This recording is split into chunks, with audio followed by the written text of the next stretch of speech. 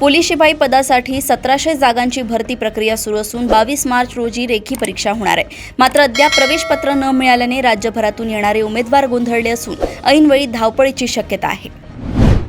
साताऱ्यात जिल्हा परिषद अध्यक्ष उपाध्यक्ष निवडणुकीपूर्वी राजकीय हालचालींना वेग आला असून कोणत्याही पक्षाला स्पष्ट बहुमत नाही। त्यामुळे भाजप आणि राष्ट्रवादी शिवसेना यांच्यात तीव्र संघर्ष पाहायला मिळत आहे। साताऱ्याचा जिल्हा परिषद अध्यक्ष कोण होणार याची उत्सुकता लागून राहिली आहे। संगीता संभाजी पाटील यांची सांगली जिल्हा परिषद अध्यक्षा म्हणून निवड झाली असून त्यांना राजकीय वारशाचा लाभ मिळालाय। उपाध्यक्षपदी ऋषिकेश लाड यांची निवड झाल्याने राजकीय कुटुंबांची छाप दिसून येत आहे। कोल्हापुरातील महानगरपालिकेच्या लक्ष्मीबाई जरग विद्यालयात प्रवेशासाठी पालकांच्या रात्रीपासून रांगा लागल्या आहेत। गर्दी नियंत्रणासाठी कूपन पद्धती लागू करण्यात आली।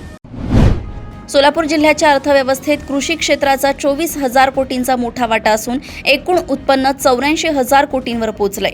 दरडोई उत्पन्नातही 51,000ची वाढ झाली आहे।